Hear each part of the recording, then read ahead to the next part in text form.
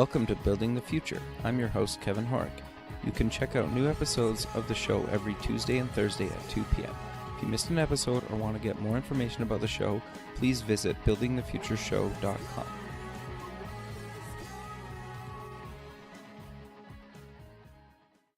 SoupX, the Startup Expo, North America's premier startup conference, is March 6th and 7th, 2017, in sunny Fort Lauderdale, Florida. Affordably priced, SoupX is a 2-day international conference featuring workshops, panels, speeches, a $50,000 startup competition, and over 100 exhibitors. For more information, go to sup-x.org. Welcome back to the show. Today we have Erik Caso. He's the CEO at Unity. Erik, welcome back to the show. Thanks, Kevin. Yeah, I'm excited to have you back on the show. We talked months ago about kind of your platform, Unity, and you guys you've added a bunch of new stuff, and I thought, we should cover that again. I kind of like going back and having past guests on the show and kind of cover what they've been up to the last little while. I think it's interesting to me and it's interesting to the listener. But maybe before we kind of get into Unity and the new stuff, maybe let's start off with getting to know you a little bit better and cover where you grew up. Sure. So I kind of grew up all over the place. I was born in Germany, lived in the UK, moved to the US when I was young. Okay. Was in the US for a little bit, moved back to Europe, and lived in France for several years. And for the vast majority of my life, certainly my adult life, I've lived in California. Okay. So you went to the California Polytech State. Tell me about that and what you kind of took there. Sure. Cal Poly is an interesting school in the sense that it's a very small school. It had the undesirable reputation as most test-taking school when I was there, which was certainly not fun when you're a college student. But their motto is learn by doing. So virtually all of the professors were former industry execs or professionals in some way. That really sort of brought, I think, real world experience into the classroom, which was always very enjoyable because you sort of balanced out the academic with, more tangible real world concepts and application. So Cal Poly is a great university to go to. It's in a wonderful part of California. And there's this real strong sense of don't just talk about things, but do things. Got you. No, I think that's great, right? And in a lot of ways, I wish more schools were kind of like that. I find a lot of programs can be like in theory, and then you get out in the real world. Academics certainly has that reputation of everything is on paper, and of course things don't translate from paper to the real world perfectly, and certainly not in entrepreneurship. And when you're creating a company from scratch, there's really no guidebook that makes it easy. Even if you've done it over and over again. First company I started, certainly ran into all kinds of challenges and things that you had to learn and figure out. And, you do it a second or a third time. And, even if you're encountering the exact same problems, the solutions are almost universally different. So there's, certainly things you learn along the way that make you more prepared, but there's nothing that you could sort of read that's just make sure that you have the answers whenever those circumstances arise. Sure. No, that makes a lot of sense. So you've kind of had quite an impressive career. You've worked at some big companies, and you've worked at companies that were acquired by bigger companies. And so I'm curious to know, obviously, before you founded your own company, you worked at some big name companies. What made you decide to kind of leave the corporate kind of world and found Unity?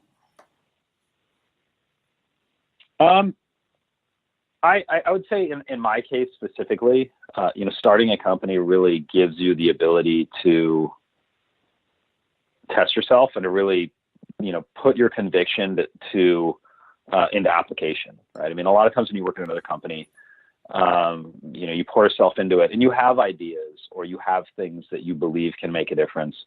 And for a lot of really good reasons, the company is focused on other things and you can't go do them.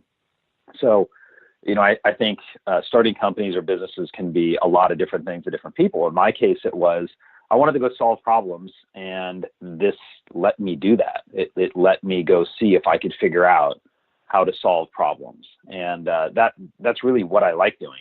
It's the only reason I sort of get excited to go, and work with everyone I work with here or advise other companies or things like that. It's really about connecting with what everyone's trying to solve, and then seeing if you guys can all collectively figure it out. Yeah, no, that makes a lot of sense. So for people that don't know, what exactly is Unity and why did you decide to start it? Sure. So Unity, in its most simple form, lets you access all of the things you have, your music, photos, videos, and documents, from any device you have, regardless of where they're stored. So most people, certainly me, I mean, this company was essentially born out of necessity. I started this company because I had this problem, Sure. which, quite frankly, I think is one of the best ways to go and start a company. Solve something you care about. Sure. And in my case, like a lot of people, when I was at home, I used the big desktop computer. It's got a lot of horsepower and storage. It's got a big screen. In the office, I use my laptop, and on the street, I use my phone. And I constantly had to deal with content being scattered about different devices. Every time you use a device, something gets stuck or associated with that device. And it's really this change that we've seen since smartphones were introduced. Before the smartphone era, computing was mostly a productivity exercise, right? You would go to the computer to go do something like write a document or an email. Totally. But it was very task centric. And the one thing that smartphones have done is make computing ubiquitous. People do it all day, every day, for every single reason. And we've seen the number of devices per person grow incredibly over the last several years. By some estimates, the average person has 7 connected devices. Some other estimates have it at 8, 9, or 10. Sure. But suffice it to say that people have a lot of devices, and they're using them continuously in different contexts. So, for example, if you're walking down the street and want to find a restaurant, you don't grab a laptop, you grab a phone. Totally. But if you're going to go edit some video, you don't even want a laptop. You want the big screen and the horsepower. Totally. So, devices, the reason people have all these devices is that we're computing all the time, and one device is not perfect for all situations that you're in. So, like everyone else, I had this problem to where my content was stuck on a device that I didn't have, and it constantly affected the things I was doing or my productivity.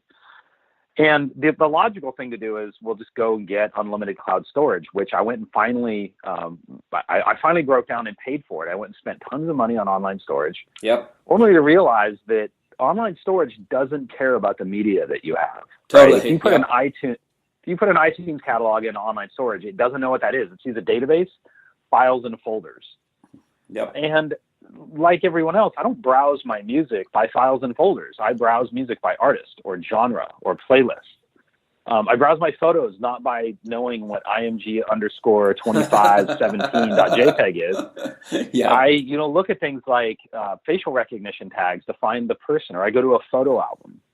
Yep. So, while cloud storage works fantastically well for documents and PDFs and things like that, it simply was not designed to unify our media libraries, all of which we have so much content in that we curate them.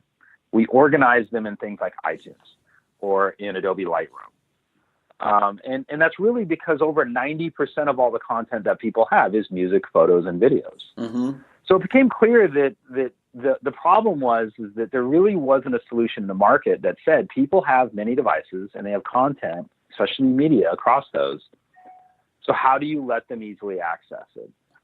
And that was really our starting point. Starting point was, okay, well, how can you fix a computer so that it doesn't just know about itself, but it really knows about all the other devices that you have?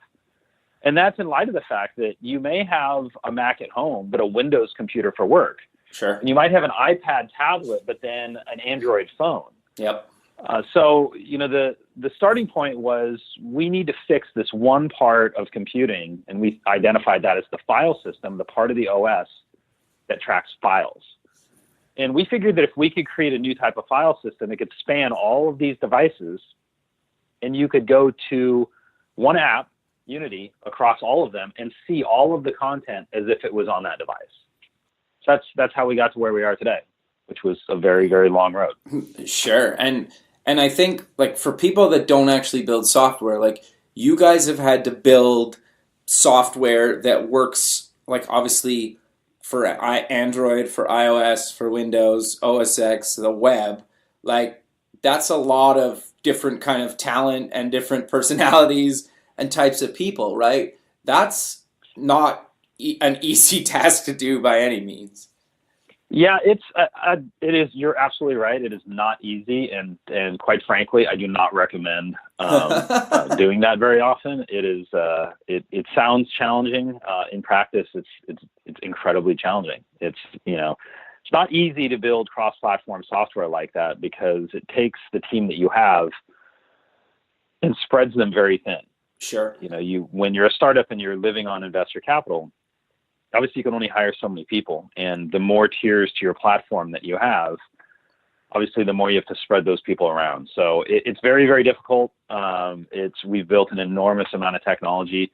It's something we're really proud of, but it's also something that we hope the difficult days quickly get behind us. Sure. Well, and you guys have two offices in different states, which also adds to the challenge. You're right. Yeah, it's being co-located is something. I think the last time I was on your show, I said, Yeah. Avoid it at all costs. Yep, I remember that. I've absolutely, if anything, I feel that even more strongly since the last time we talked. It is co-locating your company is not a good idea. It becomes increasingly difficult. I think we're a much bigger company from the last time I talked to you, and sure. It just does not get any easier. Unless I suppose you hit some, future thresholds where you're so big that they're just standalone businesses in a sense. But it is hard tech and made more difficult by having offices in different places. Sure.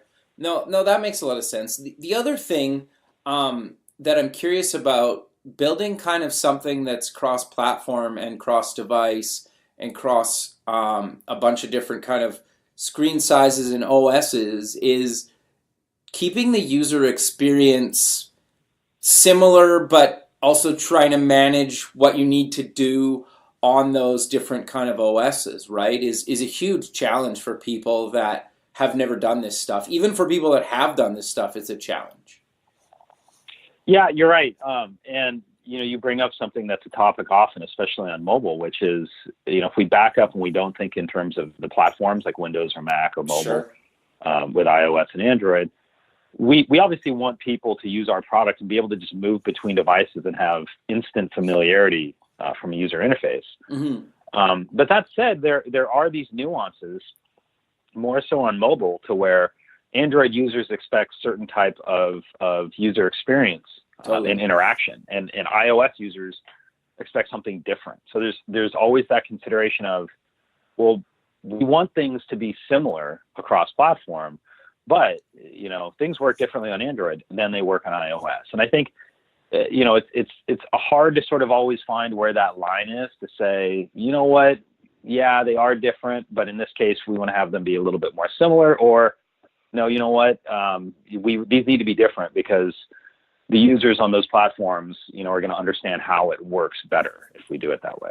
Sure. No, that makes a lot of sense. So let's maybe dive a little bit deeper into Unity and exactly how does it work. So you walk me through kind of how the whole thing kind of works. You gave kind of a quick overview, but just for people that don't know what Unity is, give them a walkthrough of kind of how it works.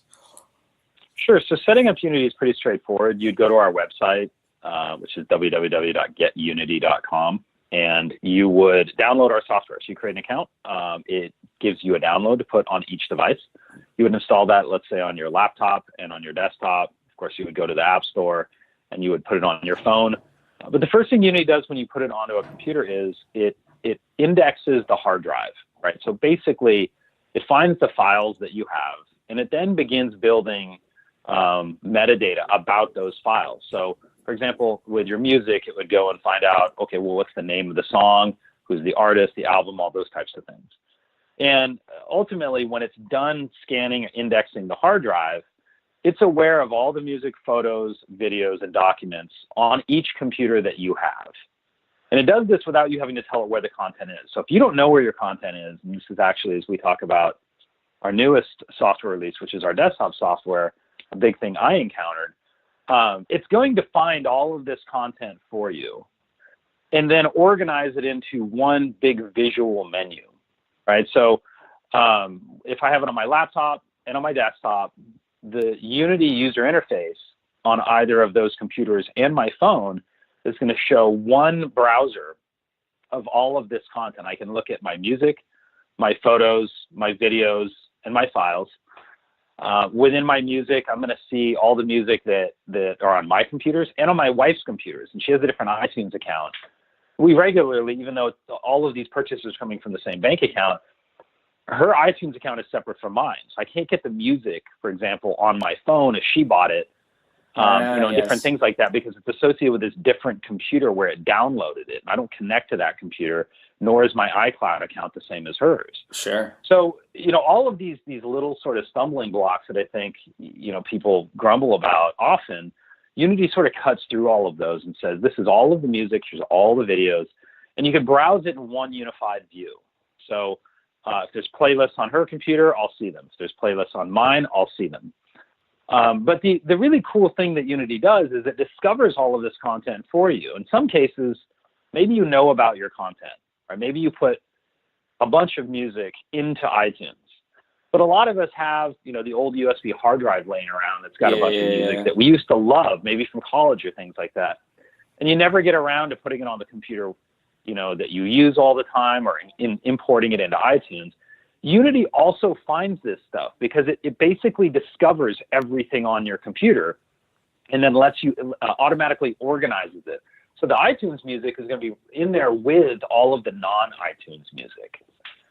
Your movies are going to be separated from your home videos, and we'll do things like discover content you created with specific devices like a GoPro. So all of this is a simple visual menu for you to find all of your content and then quickly access it or share it or do things like that.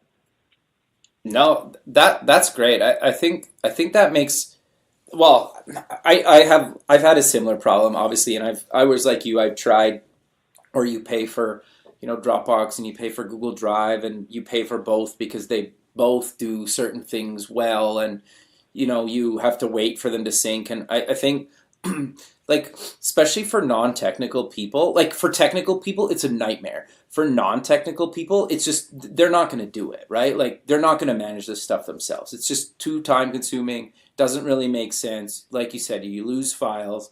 And so you guys are solving like a real problem with this stuff, right? And so yeah, I'm curious then to talk a little bit more, maybe like, let's talk about kind of the new desktop software and kind of what is it and what exactly does it do, and how is it the same or different than the apps? Sure. So before this release of our desktop application, Unity, when you installed it on your computer, you didn't actually use it. It served content to the phone. Okay. So if you wanted to access your content, you did it from your phone or your tablet. Got you. So, for example, in my case, I have my wife and I across, all the devices. We have 5 computers, 3 Mac computers and 2 Windows computers. And so those computers would stream content to my phone or her phone or my tablet or things like that. But you couldn't sit down at the computer and actually see anything or use the software. And that's what we've changed and what we've introduced. The Unity desktop application, just like our mobile apps, now lets you see all of the content, not just on the computer that you're sitting in front of, but in one UI, you'll see that stuff and all of the other files and media on all the devices. So the big change really is you can now use Unity in more places, that being your Windows or your Mac computer.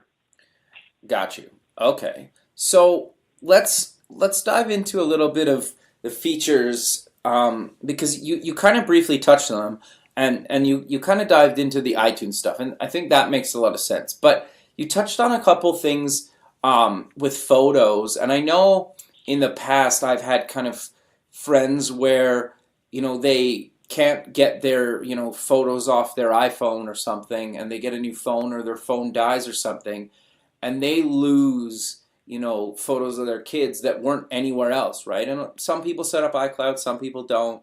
But I think like just having the ability to kind of sync your photos, especially when they're of your kids or family or important events in your life, I think that's super important, and you kind of roughly touched on that, but I do want to dive a bit deeper into, you mentioned support for Lightroom, and do you want to maybe cover photo syncing a little bit better? Because I think that's really important to people. Well, I would probably point out that syncing, or a lot of what you're describing, I'd call backup, is not currently a feature in Unity. Okay, So, yeah, okay, that's fair. backup is something that is, obviously really important, and we're always very cautious to, when people say, hey, this now gives me access to my stuff, it's kind of like backup. I say, no, it's not. Backup is a security product, right? Backup Right, is fair. is is something to where once we put it off site, if my house burns down, I've still got all the family photos and videos and all that kind of stuff.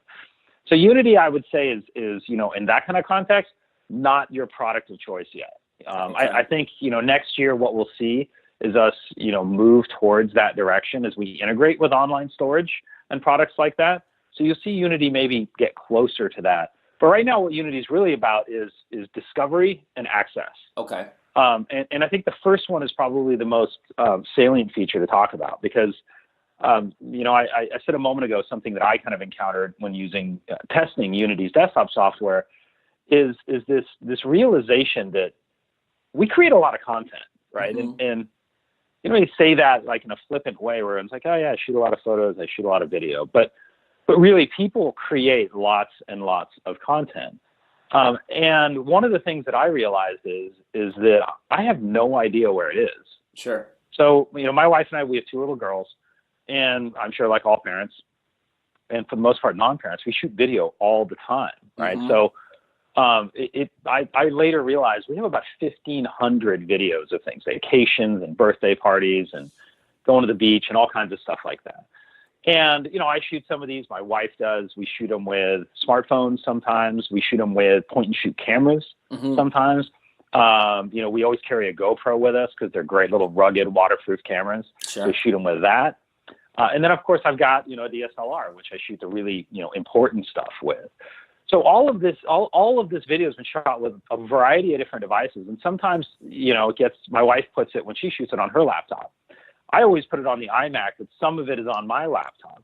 But none of it is in like a known directory. It's basically lost on these computers. It's like just throwing things into the attic. Yeah. And, we didn't organize it at all. And one of the things that I think is really remarkable about Unity is you don't have to know where your stuff is. You don't have to point it at special folders or say, I need you to find my home videos. Unity is going to find all of this stuff across all of your computers and show it to you. And that really blew me away because technically Unity has always done this. It did it before our desktop software, but there's something about a big screen to where all of a sudden I see all of these videos. I mean, we shoot these videos because we think that these are important moments. And, certainly they are, right? But Sure. I'd never, ever looked at any of these videos, largely because I don't know where the hell they are. I mean, they're tiny little files that are scattered all about different directories. They're not all in one place. And even if they were all in one place, you look in Finder or in Windows Explorer and it's like a little tiny file name that doesn't make any sense. And then, like this just micro-sized thumbnail that is, like it's so small that you can't see anything. So, one of the things that I think is really exciting about Unity is that it discovers everything for you, no matter where you stashed it or whether you know about it or not, and quickly brings this, into this beautiful menu for you to go and then find things. And I spent hours just watching videos of my kids that I completely forgotten about. My kids started seeing me do it and they come over and one will be, I want to pick a video of her sister, and they go back and forth and are constantly now looking at all the videos of themselves that up until this point, were sort of metaphorically collecting dust, right? I mean, they're just sitting there doing nothing. Sure. No, that makes a lot of sense. And I think it makes sense too when you use stuff kind of like a GoPro or other kind of or devices that are specific to one thing and do one thing really well that you have to plug in to sync. And I think like something like that, just being able to access that content, you're right. It kind of just gets lost in a folder. You think you're going to sort it at some point, but you never do, right? And then who knows, right? It could just kind of get lost in time. So I think that makes a lot of sense that you guys are bringing this stuff kind of back to life, for lack of a better term, right? Like, Yeah, exactly. I mean, it's things that that I just were completely ignoring. Now I get to see, and I wasn't ignoring them because I didn't care about them. I just literally I couldn't find them. I didn't know where any of this stuff is, and it's when you find great features like that by design Unity is supposed to do that, but when you really start using it, it starts revealing all the things that you do next. So launching the software and seeing the uptake of it, which has been tremendous. I mean, it's the amount of usage that our users have now with this software versus mobile is vastly greater, right? I mean, it's shot up, by order of magnitude. So, what we're seeing is more engagement from our users telling us, hey, now that I found all this stuff, here are the next things that I really want, which are exciting. no, that totally makes sense. So we kind of covered that you guys don't sync, and that was my bad calling it that. But people must give you kind of the privacy kind of conversation. So how do you guys kind of handle privacy, and what kind of content do you have access to or not access to? Kind of walk us through the privacy side of this thing. Sure. So from a privacy standpoint and a security standpoint, I mean, Unity is a pretty robust solution. We don't have anything, right? I mean, it's the short way of describing it. We don't have any files because nothing gets uploaded. We don't have storage servers. We don't have your metadata. So, from the standpoint of what Unity is aware of, at least as a company, it's virtually nothing. I mean, we of course, like all companies, want to know what our users do the most, right? So we collect analytics on users, like are they watching video, or do users, listen to music, or how long do they use the product? And this is all aggregated, anonymous stuff that's really just about basic things like, how users use the product that we can direct our development efforts. But by and large, I mean, Unity has virtually no information about users at all. So from a privacy and security standpoint, Unity is a great solution. And I think a lot of users care about that. I think there's always sort of this towing the line between, I really wish I could be private, but it's hard to be private. So I guess I'll just, throw in the towel, right? Yep. Finally start using Google Photos, even though I know that they're looking at all my photos to give me ads. So, things like that are pretty common. I think outside of the US, it's a bigger concern. I don't know about in Canada, certainly in the EU, privacy is a much bigger concern for people. But from that standpoint, when we look at how we made Unity work, we started with just the content on your devices, because Unity can be, what we call a personal cloud. It can build an actual cloud, just like using public cloud services like Dropbox, for example. So we could build it out of your devices. It doesn't, instead of all of your stuff being on our servers in our data center, we can turn your computers into arguably an even higher performance personal cloud, because it's not shared with a whole bunch of people, right? Sure. When I access a movie off my iMac from my phone, it's not like Netflix where everyone gets home from work and it comes to a grinding halt because they're all, accessing Netflix. I'm the only one accessing it. Sure. So, from that standpoint, we started with the content people have on their devices. And as we've had more and more usage, we get a lot of requests. Like, people really want us to integrate our software onto NAS devices for network attached storage. So that's on the short list of things that we're now, considering, as well as, surprisingly, online storage. People want to make sure that if a computer is turned off, like a laptop in a backpack, you can still get the content from it. Well, look, with a basic way Unity works, if that computer is off, we can't get anything from it, right? Sure. But if someone wants to turn on cloud storage to where we would take all the content from those computers and put them into the cloud, well, we can make that work. So, we've been, talking with storage companies and looking at, how do we make this work in a way that our users want? Because I think we've seen a lot of companies sort of plug into the existing online storage services. Yeah. It's not a lot of value there, right? I mean, if connecting to the Dropbox account you have, if all you have is 10 gigabytes of stuff in there, it's not that interesting. Yeah. You don't need Unity to get the stuff out of your Dropbox account, right? Fair. Yep. So however, managing all of the content that you have and making sure all of it is stored somewhere, so that you don't have to lift a finger, and there's no folder by folder or things like that. That's something that we think is pretty interesting, and trying to figure out how do you get consumers to care about online storage, because I think we all know the numbers for people that pay for consumer online storage are really, really, really low. So Sure. now, and it's not because it's not a good service. It's because they haven't yet found value, in our opinion. And we think we could actually be a big benefit to the storage industry, making those products and services work better.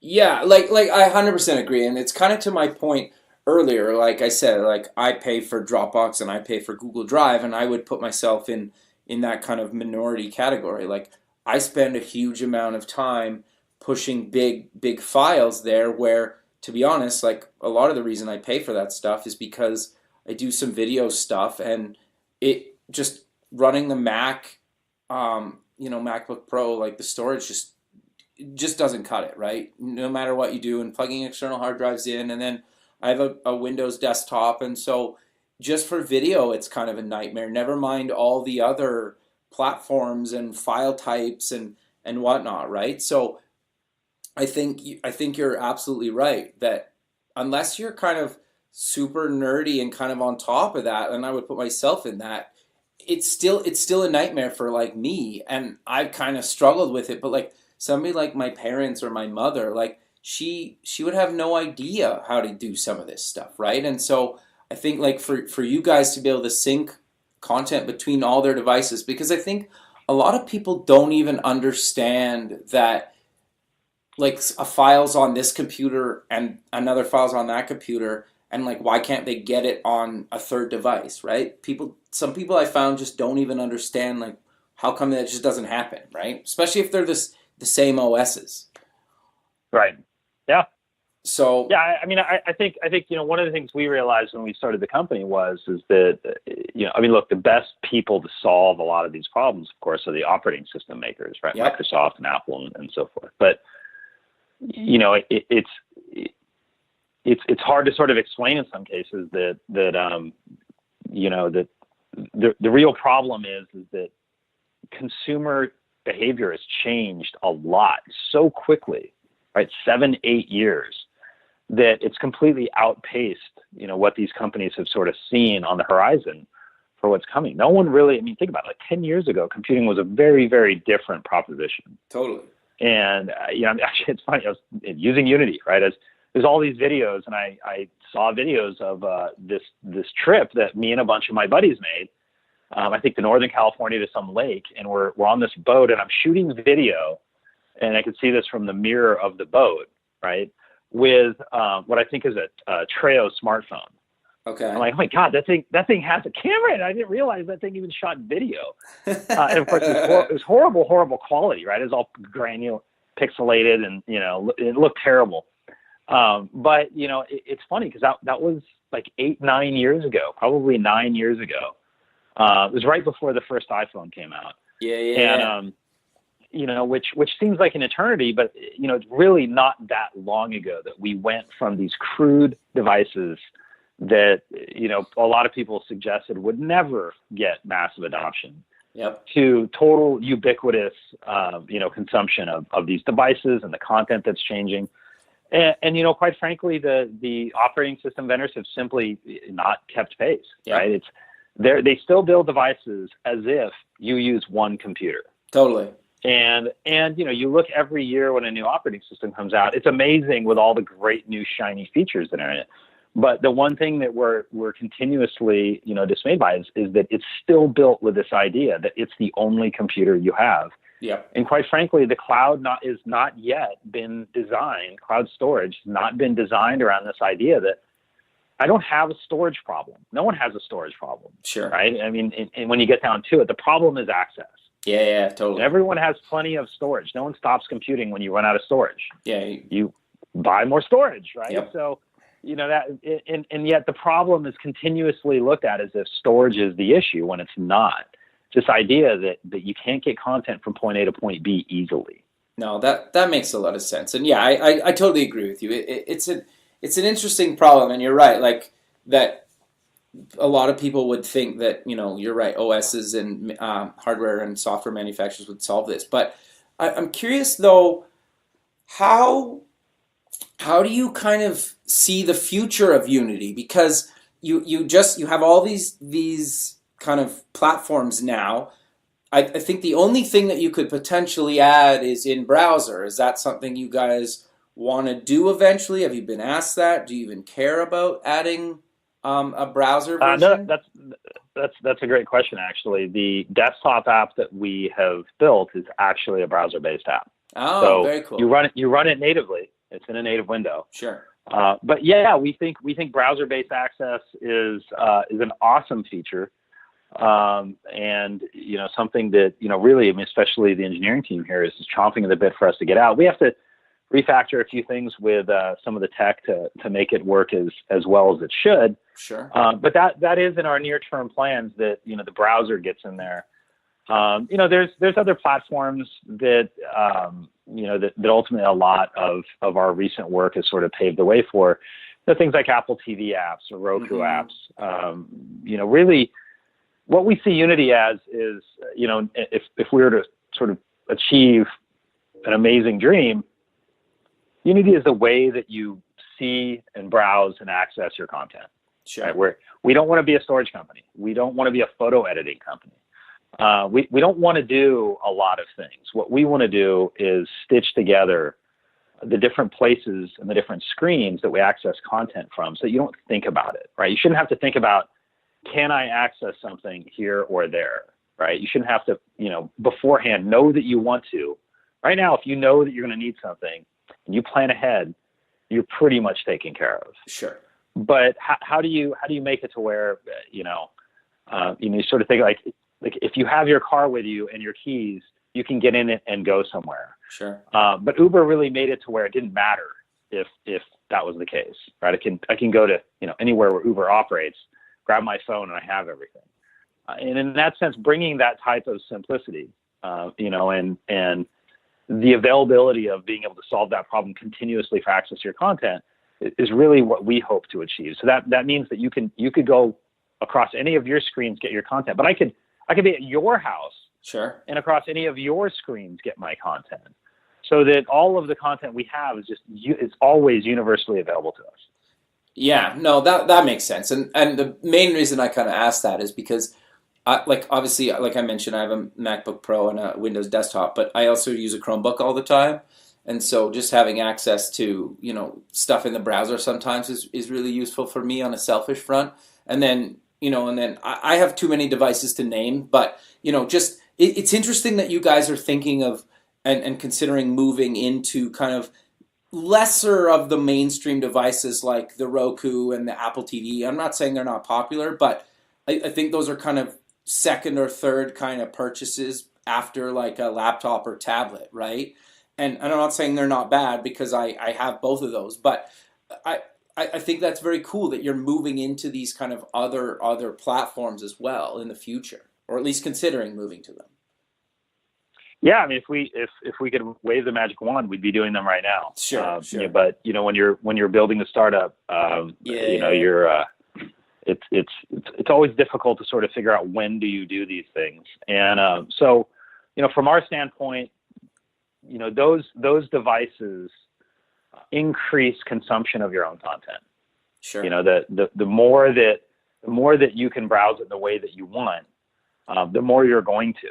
Right. Sure. So, and we see that, from our own users who use Unity a whole lot, and keep telling us, wow, what if it did this one thing, it would be great.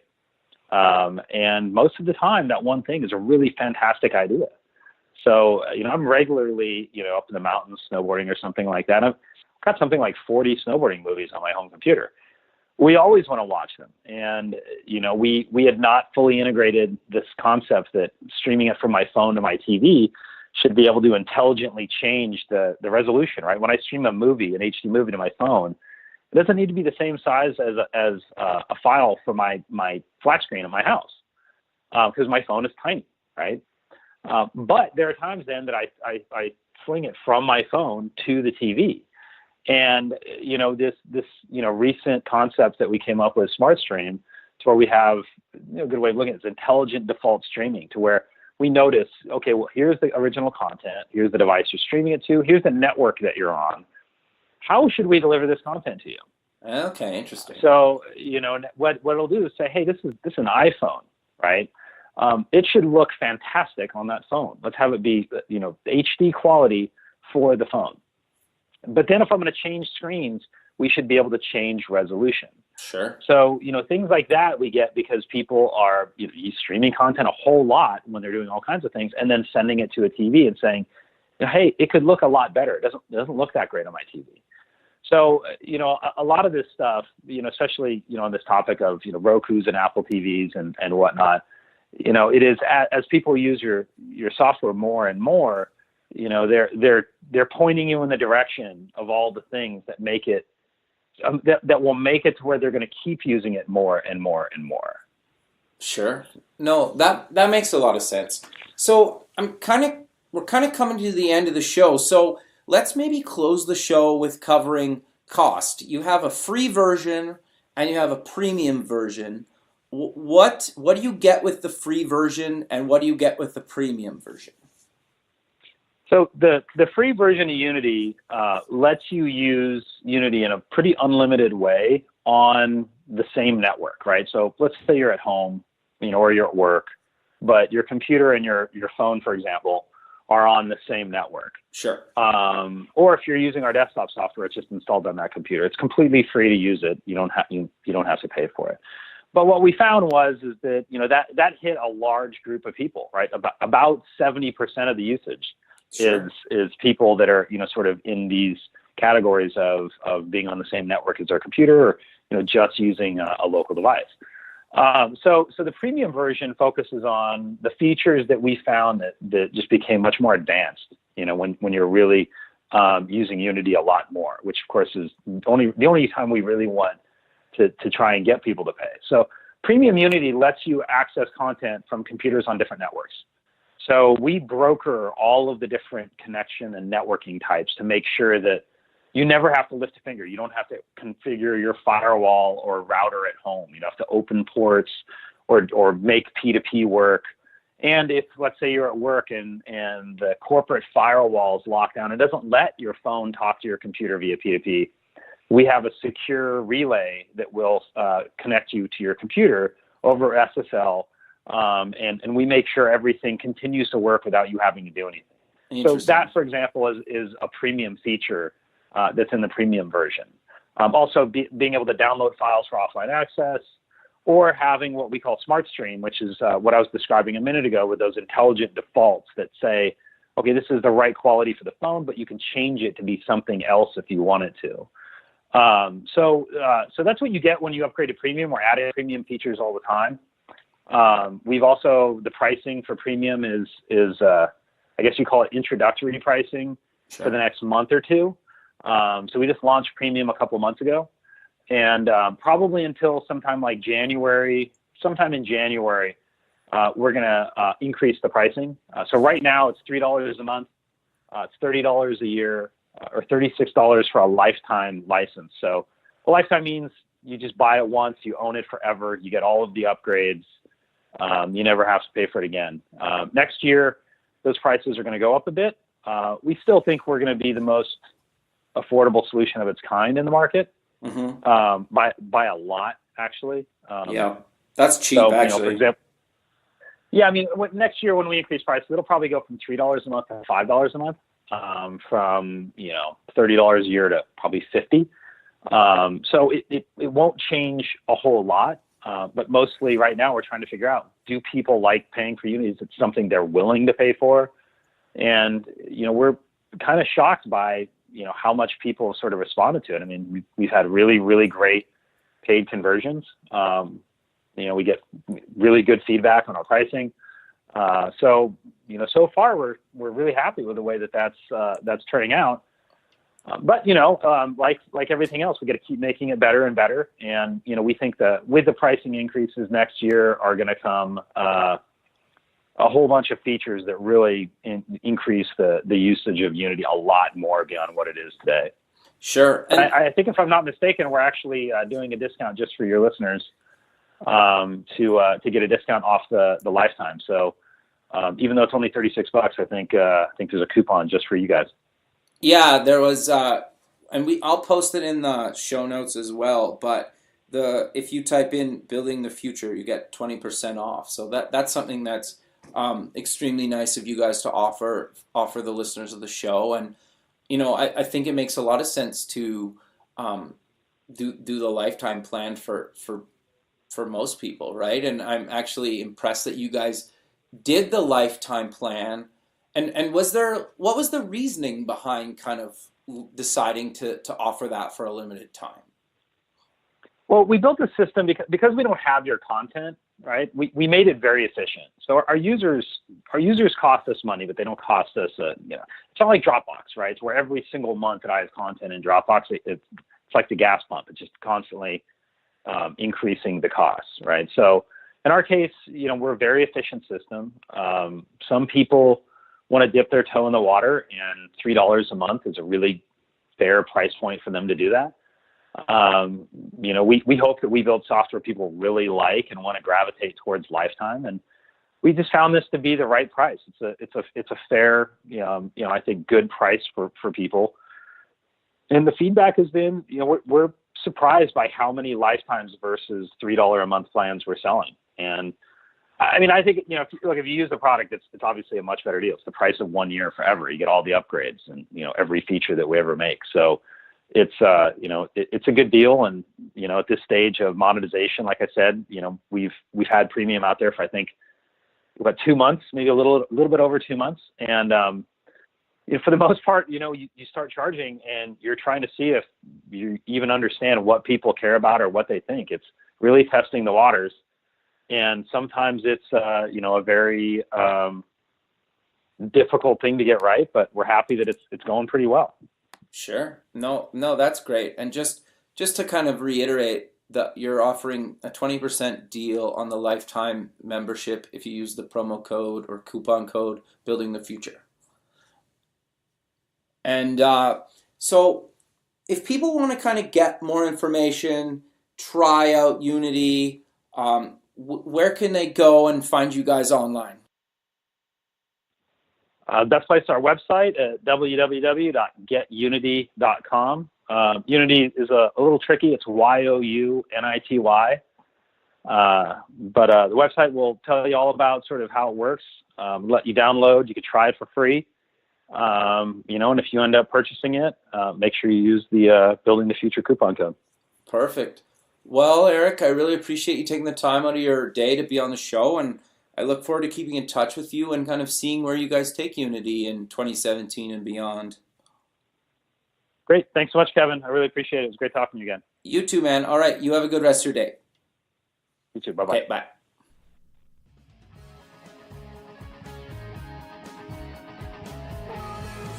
Thanks for listening.